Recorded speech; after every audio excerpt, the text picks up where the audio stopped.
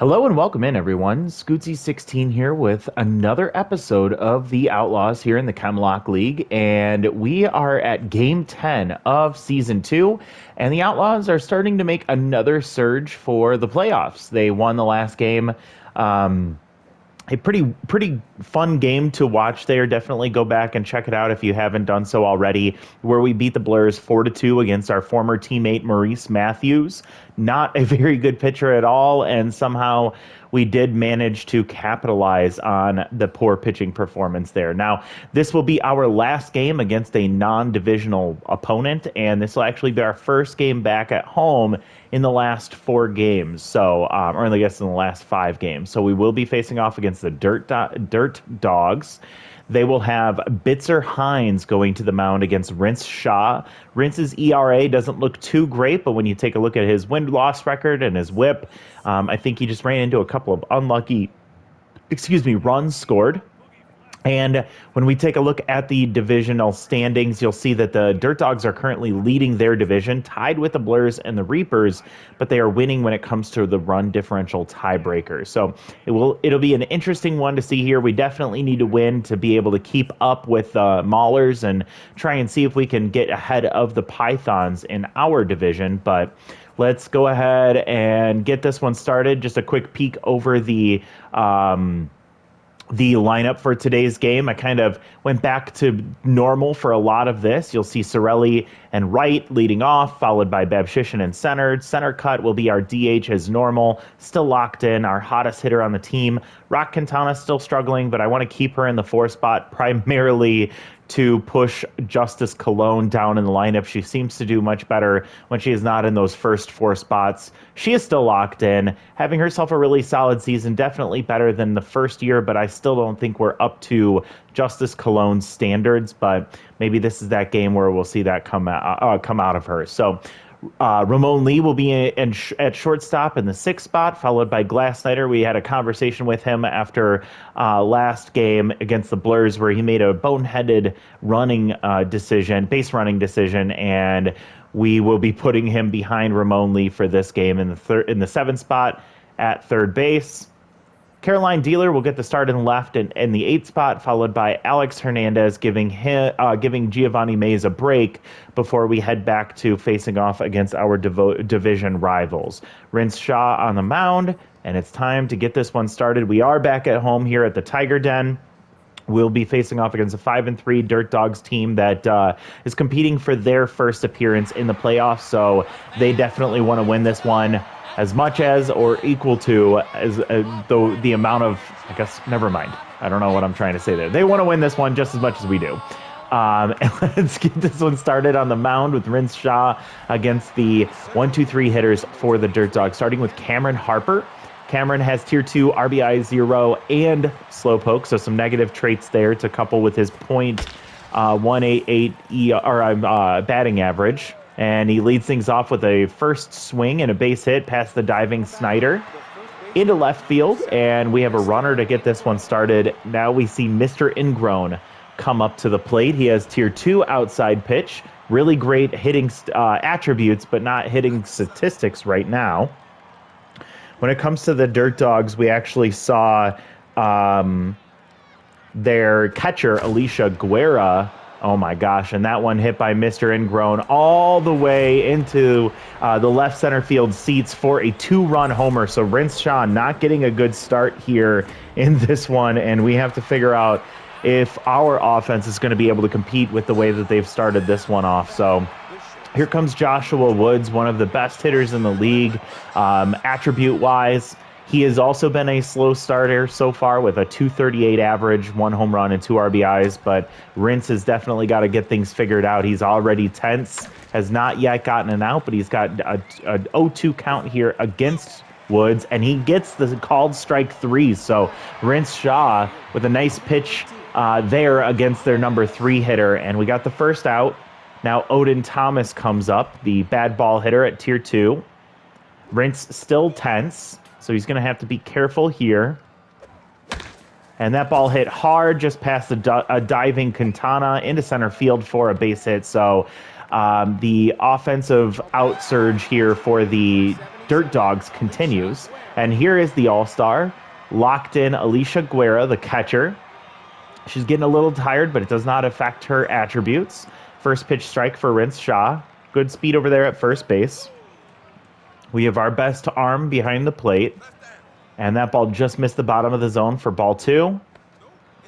Still missing here, as now he's down 3-1 in the count. Composed activates and pops it up. It's going to get out of play just over the home dugout there, and it's full count with 1 out, and swings through strike 3. So Rince Shaw battling through this first inning, but seems to have got himself in a bit of a groove here, as he's gotten 2 strikeouts against 2 of the toughest hitters on this team. Now we'll see what happens with Archie Barton coming up, and it's a ground ball slowly to Rock Quintana. Gets it over Colon for out number 3, but 3 hits in the first inning, 2 of them scoring on a 2-run homer, and we find ourselves behind immediately in this game. So we are going to have to lean on our offense, starting with Braden Sorelli against Bitzer Hines. Bitzer has really great accuracy, just about average velocity and junk. He does have a Tier 3 elite curveball. And there it was there. He's also got a changeup, a slider, and a fastball, 4-seam.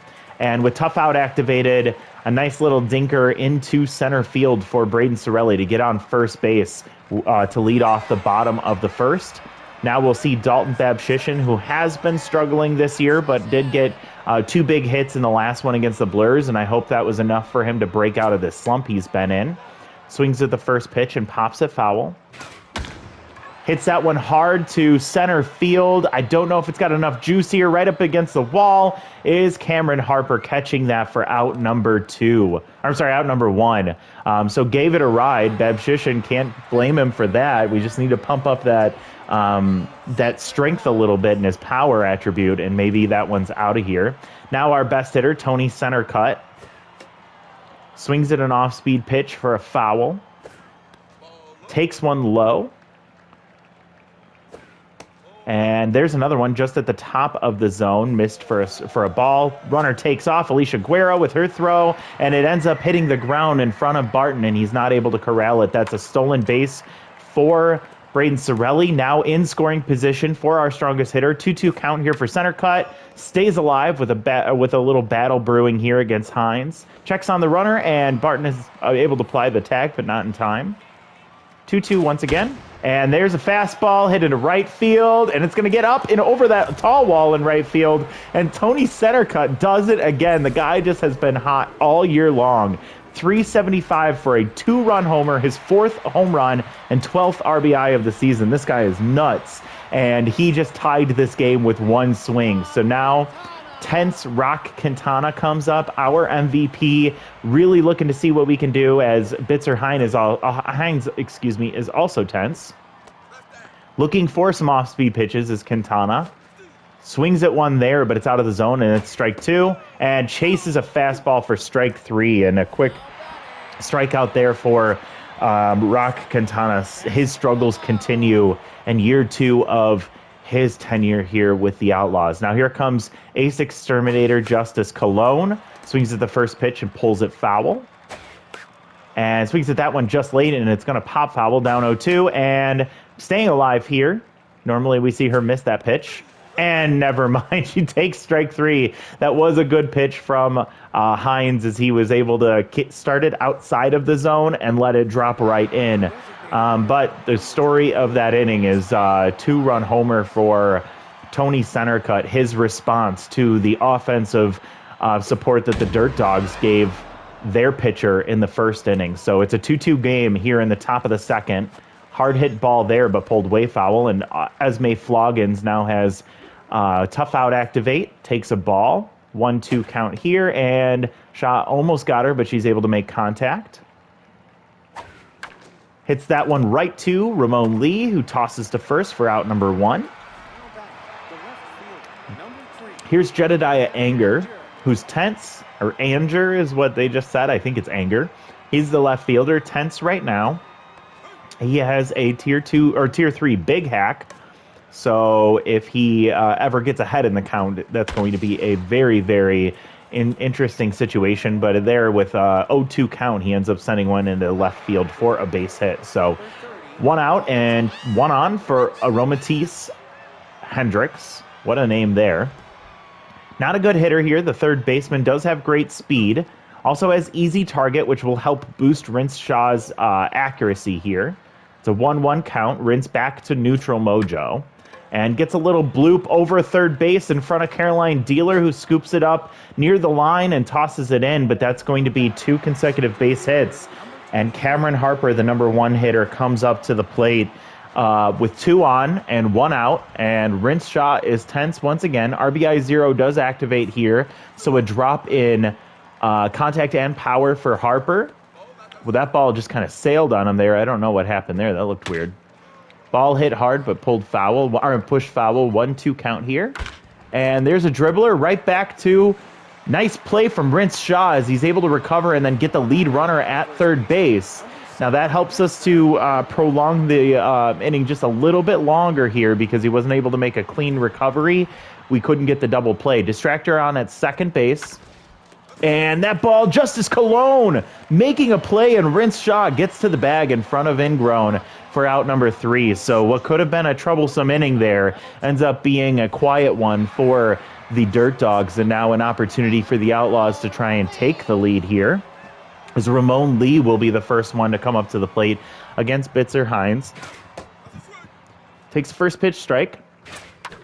And then pops one foul. He's down 0-2. Hines actually recovered from his tense mojo after the strikeout to Justice Colon. And what a play from Archie Barton as he jumped up and just made enough contact with the ball to knock it into his glove. Here comes Glass Snyder now. Had a hot start to the year and has been slowing down quickly. But he sends that one into left field, and that one's going to get down the line just over the bag, and they're able to get it in, and his slower speed over there coming out of the box prevented him from being able to stretch that into a double. But we do have a runner on first with 1 out. Infield at double play depth. Caroline Dealer does have that fastball hitter, which doesn't bode too well against Hines, who only has that 1 fastball. She gets it there, but just misses it, and it pops foul. So 1-1. Gets the off-speed curveball there for dropping in for a strike. And then she swings at that one that faded out of the zone for strike 3. So has been a bit of a mixed bag for Bitzer Hines, but he has been successful in this one so far. First pitch slayer, Alex Hernandez, punches one foul, punches another foul, down 0-2 with 2 outs and a runner on first. Ball low and inside. And a pitch he could have hit, but ends up popping it foul behind the plate. And makes contact there, but it's going to be a slow roller to Woods, who tosses to Ingrown for out number 3. So it's a quick inning for both teams, as they aren't able to get much going. And now the Dirt Dogs head to the third inning, going 3-4-5 in the order. Here comes Joshua Woods, who is a big-time hitter. Great power and contact, but we had to be very careful here pitching around him. We were able to get him out the last time. He's looking for that off-speed pitch and chases it out of the zone. 1-2 count, and chases another off-speed pitch he can't get up or catch up to, and that's a strikeout. So nice pitch from Shaw for out number 1 here in the top of the third. Here comes Odin Thomas, 1-for-1 with a single. He's locked in. Bad ball hitter activated here. Another good hitter, attribute-wise. Takes a nice pitch strike there, so 1-1. Ball stays out of the zone, 2-1. And that ball just late and pushes it foul out of play, 2-2, and does not chase one low and out of the zone. Here comes Composed, full count, and that one just caught the corner of the plate, and it's going to go foul down the left field line. We'll do it again. And hits that one. He had to protect the plate. Ramon Lee comes up throwing, gets it to Cologne for out number 2. And here comes Alicia Guerra. She did get out her last time, but she is still locked in. The catcher, again, having a good season, 300, 3 home runs, 7 RBIs, 1-1 count here against Shaw. Takes a strike there, 1-2 count, and wow, she absolutely demolished that one, but it's going to go foul. just to the left side of that foul pole. And 2-2 count here. You have to be really careful about what pitch you're going to give her. She hits that one behind the plate, foul. And punches another one foul. Now 2-2, 2 outs, and we'll do it again. Nice battle here from Guerra against Rince Shaw, who is getting tired past 50 pitches now. And you'll have to let me know how many pitches this at-bat is, as she finally grounds to Cologne. A lot of foul balls there, driving up that pitch count for Rince Shaw, and maybe that was part of the strategy, is to get him out as quickly as possible. We head to the bottom of the third now. Game still tied 2-2. We wrap to the top of our lineup, starting with Braden Sorelli, who got a hit in his first at-bat, excuse me. Hines still going strong on the mound, and that ball, nice play from Hendricks at third base, and she's able to get up and toss it across the diamond in time for out number 1. You saw Sorelli trying to hustle down the line, but he could not get his speed going anymore, and that ended up being the first out. Nice play from Hendricks there, and a hard hit ball once again from Babshishin, and it's going to die out in almost the exact same place it did last time, and that's a quick 2 outs. Again, I'm not going to fault Babshishin. He's making hard contact. He's just getting unlucky that it's going right at somebody. And first pitch swinging is Tony Centercut, who ends up grounding to second for out number 3. So it's a 1-2-3 inning for Hines. That has to help his pitch count quite a bit. Maybe gives him a life for another inning. But we'll see what Shaw can do as he heads into the top of the fourth. First pitch strike there. We're going to be seeing the 6, 7, 8 hitters. So less intense part of the lineup, but Barton's still a formidable opponent on offense. 300 batting average with 1 RBI. 1-2 count here, and chases that one. Oh, I thought Justice was going to dive for that. She does not. It goes foul. And another foul ball here, 60th pitch. And that ball sent to deep right center field, and it's going to stay up and get out of here. Archie Barton with a solo home run to break the tie here in the top of the fourth, and that ball was barking. That is a 423-foot shot, his first home run of the year, and Barton has broken the tie here. Rince Shaw may be at the end of his day here as Esme Floggins comes up. Harvey Loncheros will pull Rince Shaw off the mound. We'll see what Loncheros is able to do. Harvey has had a bit of a mixed bag on the mound this year.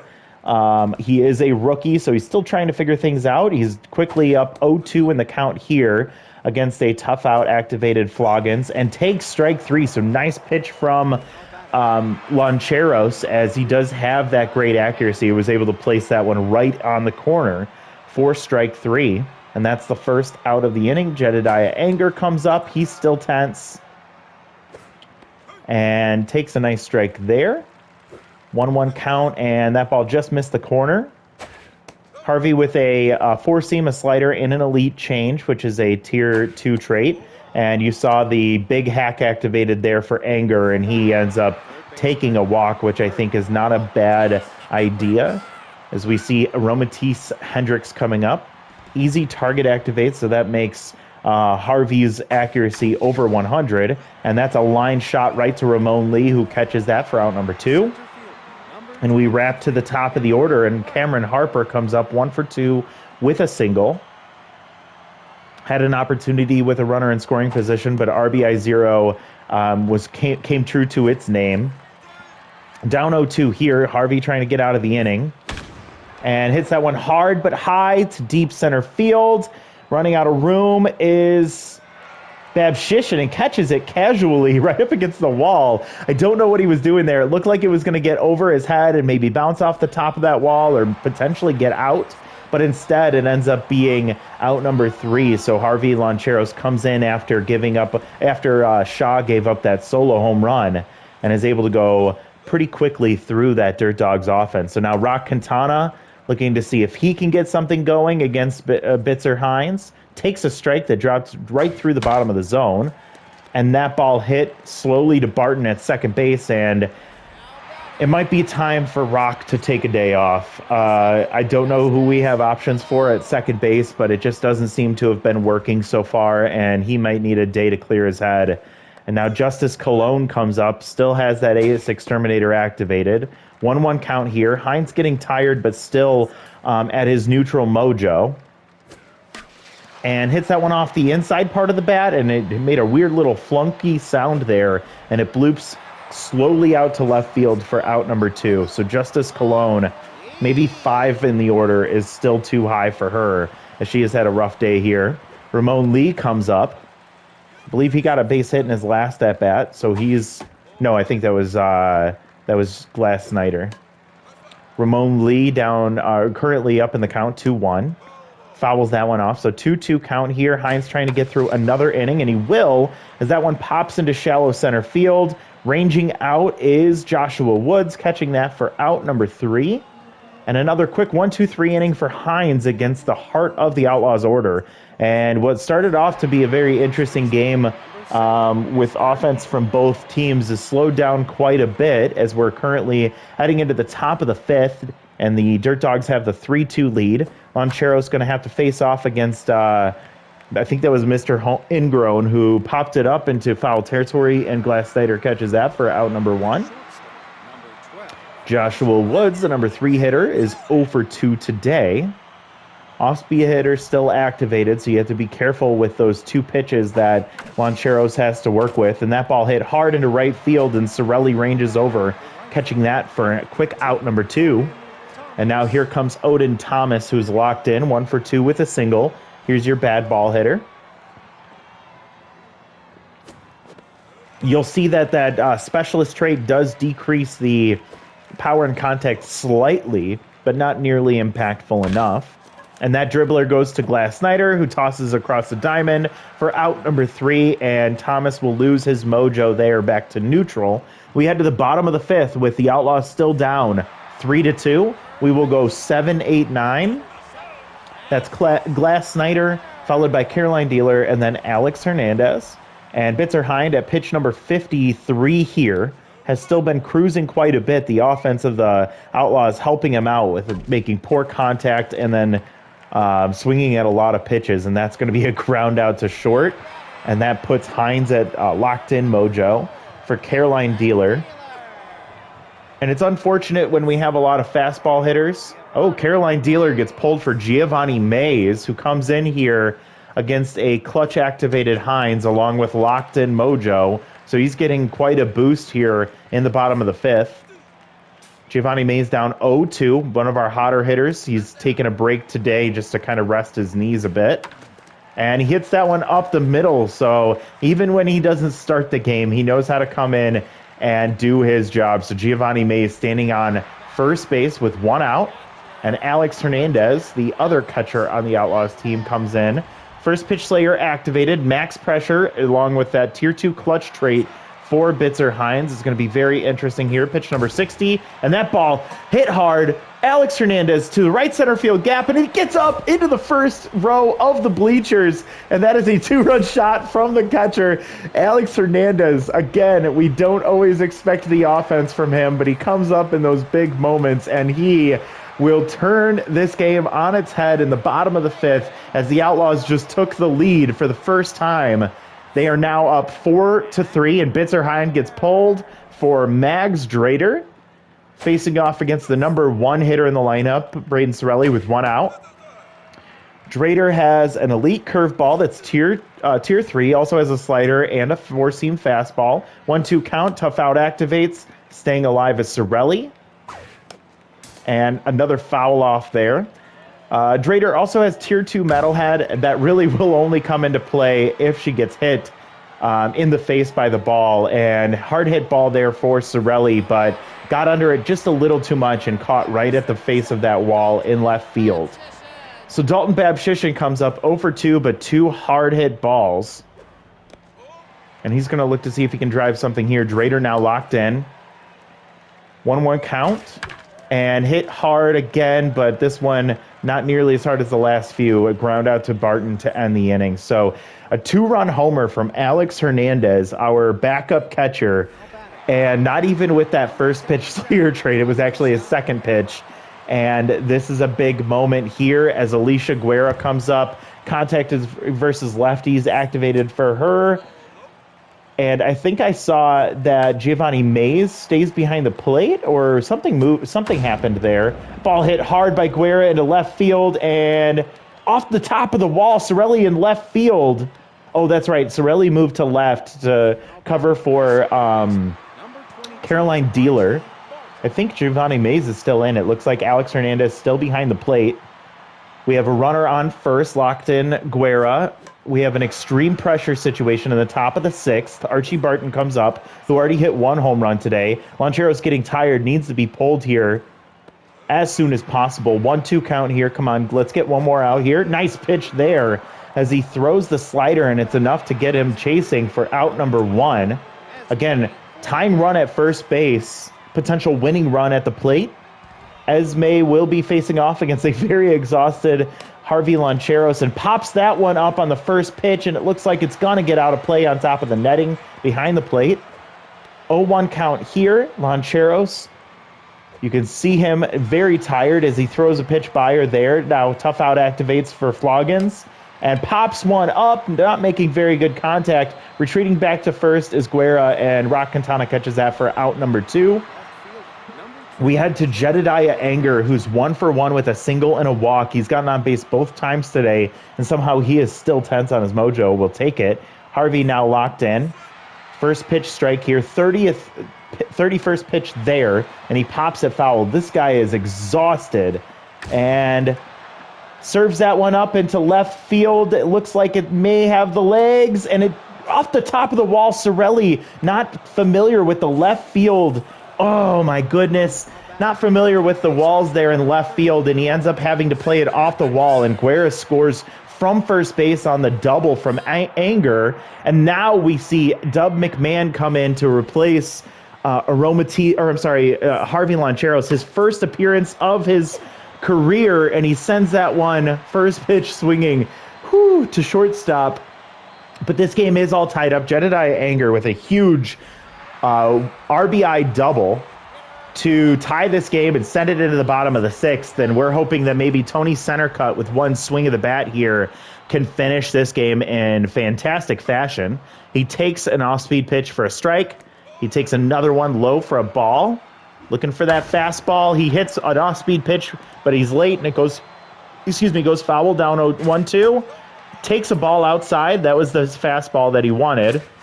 And there's a fastball, and he gets it into right center field with his speed. He should hopefully get to second base. Harper just getting to the ball, and that is going to be a leadoff double for the most effective hitter on this team. Tony Centercut, the winning run, standing in scoring position with no outs for Rock Quintana. Off-speed hitter activated. He's still tense. Extreme pressure here. Takes a first pitch fastball strike. Another fastball for a strike at the bottom of the zone, down 0-2 already.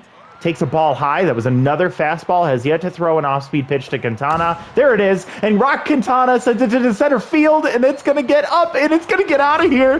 Rock Quintana, the MVP, does it again. This man, I love him so much. He hits a 2-run homer. It's a walk-off game winner, and you can see the fans are losing their mind, and Rock Quintana just feels good to finally get himself out of that funk. The Outlaws win. What a game this was. So much fun. It got very scary there at a few moments, especially at the very beginning and the very end, but wow. 3 2-run homers in this game for the Outlaws, and that was enough to finish the Dirt Dogs off. And the Outlaws, boy, you could say what you want about them, but they make these games very exciting. 4 runs on 8 hits for the Dirt Dogs, 6 runs on 7 hits for the Outlaws, and they win this one on a walk-off 2-run homer for Rock Quintana. We had a 2-run homer from unexpected source Alex Hernandez, filling in for the tired Giovanni Mays, the starter there typically. And then we saw Tony Centercut start this game off with a 2-run homer as well. That was our offense for the Outlaws. When it comes to the Dirt Dogs, they had a 2-run shot from Mr. Ingrown. They had a solo shot from Barton. I forgot his first name. And then we also saw the big RBI double from Jedediah Anger, allowing Alicia Guerre to score all the way from first base, and that actually was the game-tying run in the top of the sixth to keep this game alive for the Dirt Dogs for the time being. Taking a look at the pitching performances here, Bitzer Hines put up a pretty valiant effort here. He did give up four earned runs on 2 home runs. He struck out 3 as well. He went 4 1/3 and gave up 5 hits. It looked like he was going to get enough, be able to make this happen for the Dirt Dogs, but Drader came in, Mags Drader, 2/3 of an inning. She gives up 2 hits, 2 earned runs, and it's the 2-run homer from Rock Quintana. She gets the loss. For the Outlaws, we saw Rince Shaw not have his best performance. He is that ERA is still a bit confusing, right? Rince Shaw goes 3 innings, giving up 2 home runs, total of 3 earned runs, and 6 hits. He struck out 3. I still feel confident when he is on the mound, but maybe I'm a little misplaced there. Harvey Loncheros came in. He went 2 2/3. He gave up 2 hits, 1 earned run, 1 walk, and 2 strikeouts. Honestly, don't fault him at all for that earned run, as he stayed in way longer than he should have. Couldn't get that last out to close out this game, but Dub McMahon, the newly joined member of this team, ended up coming in, getting 1 pitch and 1 out. So he gets the win, which is very ironic. But we'll take it. I think Loncheros deserves better than he got in this one, so giving him a shout out. Taking a look at the top 3, we have Tony Centercut, 2 for 3 with a double and a home run, 2 RBIs and 2 runs scored. Alex Hernandez wow. Rock Quintana getting the shaft on this one. Rock hit a 2-run homer to win the game, but Alex Hernandez took the lead at 1 point. And then Mr. Ingrown with a 2-run homer himself, he gets the number 3 spot in the top 3 there in this game. So, what a game. We're going to quickly, I guess we'll have to look at these first. Well, this seems a little unfair. 2 players that had done a good job here, trying to figure out which one we want to hurt the loyalty for. I'm sorry, Dub. Appreciate you for coming in and doing well your first appearance, but we're going to drop this for you as Alex Hernandez has earned it in his time here with the team. I'm going to quickly simulate the rest of these games to catch us up before we look at what happened since the game ended. So fast forwarding, we now see that we are at 6-4. We're 2 games behind the Maulers. We're at a plus 15 run differential. We are a half a game behind the Pythons, who we're about to play. And the Maulers, 9-3. Currently, you could say, I guess it's not the best record in the league, but it is the best record in the Yin Conference. The Dive Bombers and the Protectors currently own the best record in the league with an 8-2 record. Those 2 teams won their division last time, so they have still been staying very strong. All right, let's take a look at what happened since that game ended.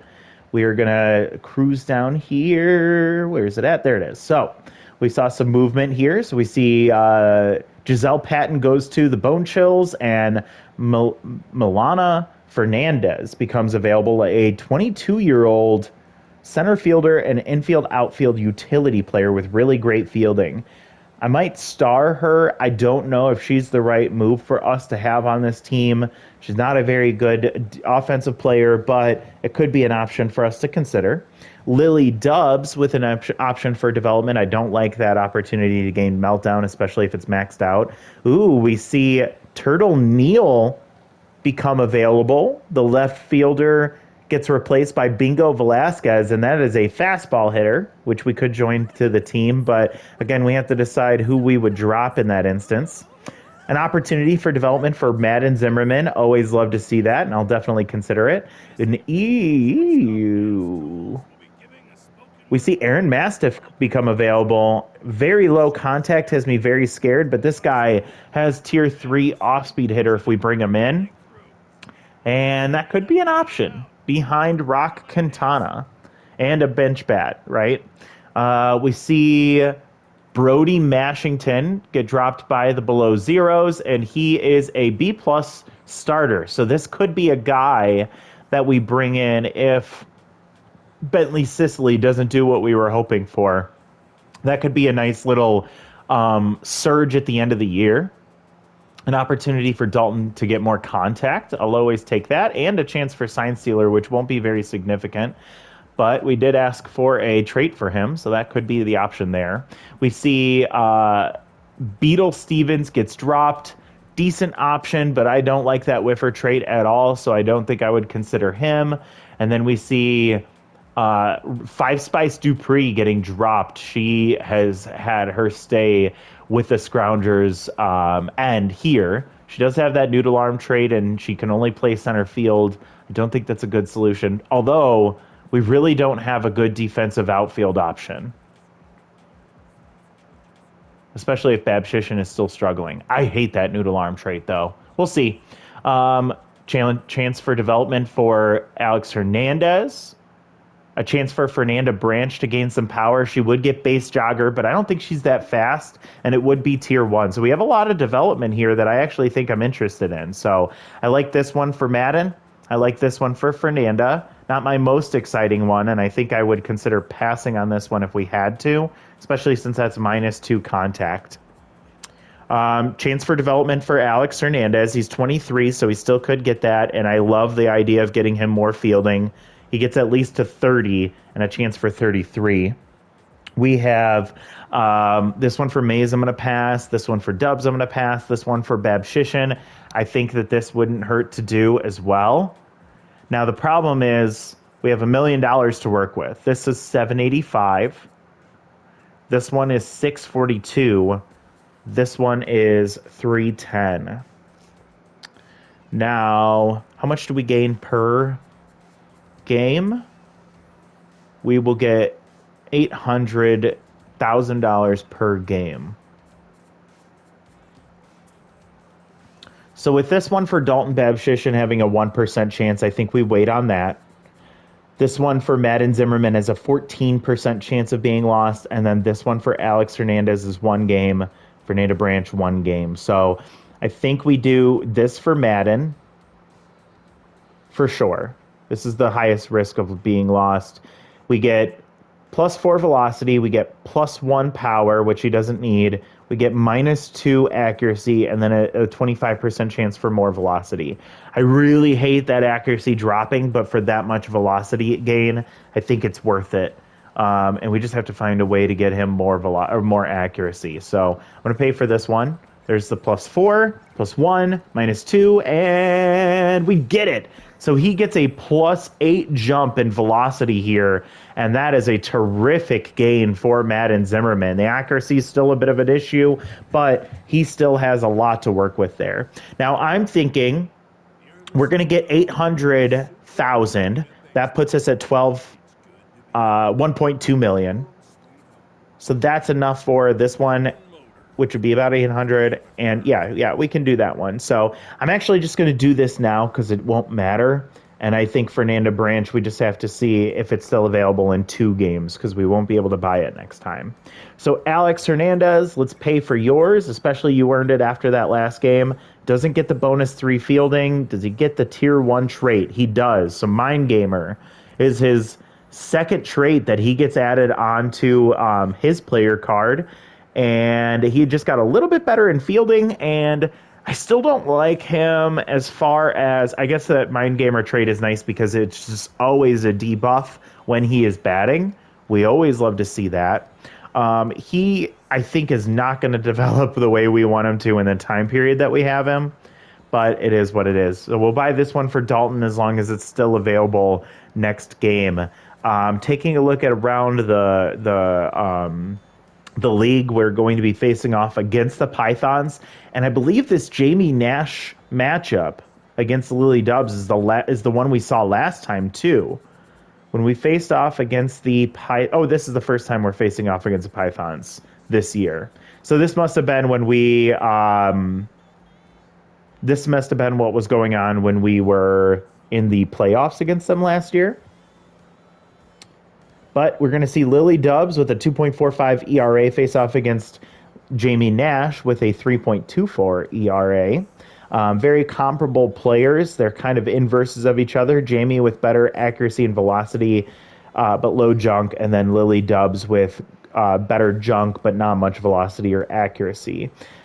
They also have their left fielder currently juice and locked in, so that's going to be very scary, but we'll have to see what happens next time out. I do want to peek at some of these players that we were looking at. So Brody Mashington, a guy that I would be interested in bringing in if necessary, at least kind of surge at the end of the year. Had a great year one for the Below Zeros, had a terrible year two so far, so maybe a change of scenery is going to be beneficial for him. He is worth 10-3, and he's currently 6-3 or 16-3. So that's a consideration. Severus Homebrew, I love this if I was doing any yellow and green traits, but unfortunately I am not, so I don't think he is the right choice for us. Dominic Barton. Oh, I don't like that the power is making him better than he actually is, but he's not a bad option. I still don't think we can do much when it comes to those scholarly players. Who is? So you're disciplined. So Brody absolutely could be an option for us. Jillian Branch, we've starred. She was our failed rookie reliever. Lacey Clayton here, I don't like crossed up. We saw Muhammad Holmes already. Sandra Dela Cruz, or Sandro Dela Cruz. I don't like him. There's Beetle Stevens, we already talked about. Five Spice Dupree. So, is there consideration here for her to join the team as a defensive option? She's not their best fielder, but she's got a really good arm when Noodle Arm doesn't activate. Good speed. It's that contact that I just don't like, but really good power here, too. I'm going to put her... She's crafty, so if we were to bring her in, it's Rock and Fernanda Branch. We can't, because we're not getting rid of either of them. So that's going to be a no for Five Spice Dupree. That's unfortunate. Also, who is our options? We have Tony Centercut is is a left field, right field. He's not a good fielder. He can get into left field if we need him. Caroline Dealer can play all three outfield spaces, so she could be our spot in. She could be in right field if necessary. She could be in center, but she's not that fast, which concerns me. Dalton Babshishin, of course, we want him in center all the time. Leanna Welch only plays right and left. We don't want her in left field if we can avoid it. And then we have Braden Sorelli, who has tough out, who pretty much we only want in right field with that poor fielding rating. So our defense in the outfield is a bit scary. I was talking about putting Rock Quintana on the bench after he's still tense after that walk-off two-run homer. I don't think we can put Rock on the bench now that he is kind of broken out of his... I guess I don't know if he's broken out of the slump, but with a big hit for him to end that game against the Dirt Dogs. So we'll have to figure out. But our options at second base our option at second base is literally just Nick Douglas, which he has not been able to get much playing time at all this year. So maybe he could be an option to sit one out, but I don't think we do it against the Pythons. I think maybe we push Rock through one more, and then maybe we give him a break against the Burners, who are the worst team in our division right now. They are currently 2-8. So we could afford, we don't want to lose any games against them, but we could afford to consider that option. We are currently sitting as the number 4 wild card team, or the number 2 wild card team, and the 4th seed if we make the playoffs, if they were to start today. But a win from the Marauders, and they are ahead of us. A win from the Dirt Dogs, they would still be behind us on run differential. This is just still way too tight, and we definitely can't afford to lose any games. So it's going to be another very interesting rest of the year as we face off against the Pythons. We get 2 games against the Burners. Then we get one against the Marauders, who are right behind us. We get the Maulers, who are leading the division, and then the Pythons. So we have 4 competitive games left. We still have 2 games against the Burners we can't look past, but those seem to be better chances at us winning, and that's definitely a good time for us to see what Bentley Sicily has against a weaker offensive opponent. But we have a lot to figure out for the rest of this season, and we are definitely um, we're definitely not out of the woods just yet. Been fun to watch this team play through. It's been nice seeing Justice Cologne be successful, and what we found in a hidden gem with Tony Centercut when we brought him onto the team has been nothing short of miraculous. And he has been the one carrying this team. I believe he is still. Oh, he got dropped to second place behind Kellen Kirk from the Rippers, but he is currently number 2 in the top 10, the only player from our team that's currently in the top 10. And I believe he's also leading the league in home runs, tied with Rock, Elias Hensley, and Marcel Hornblower. So Tony Centercut currently looking like the Triple Crown winner if he can get that power number to stay up with his RBIs and his batting average. He's already sweeping the percentage league leaders, and he's leading in hits and extra base hits. The guy is just taking off this year. He's got 9 runs scored as well. And then you can see on offense or on pitching, we don't really have too much going for us. Madden Zimmerman is up there when it comes to strikeouts, 14 compared to the league leader at 17. And then him as well as Rince Shaw sitting in those walks per 9 and strikeouts per walk ratio. So I like what I'm seeing from this team. I still think that we're not, perfect. We still have some holes in our game. We're not consistent by any means, and that's concerning. But I do feel really confident in what we're working with, and I think that this team has an opportunity to potentially run it back and win their second championship. So we'll see what happens. But thank you so much for watching. Let me know if you have any thoughts, questions, feedback. Don't forget to like the video if you're enjoying this content, and subscribe if you want to make sure you can keep up with any of the Super Mega Baseball content that I'll be sharing with everyone. So thanks again. Hope you have a wonderful rest of your day. We'll talk to you next time. Bye, everyone.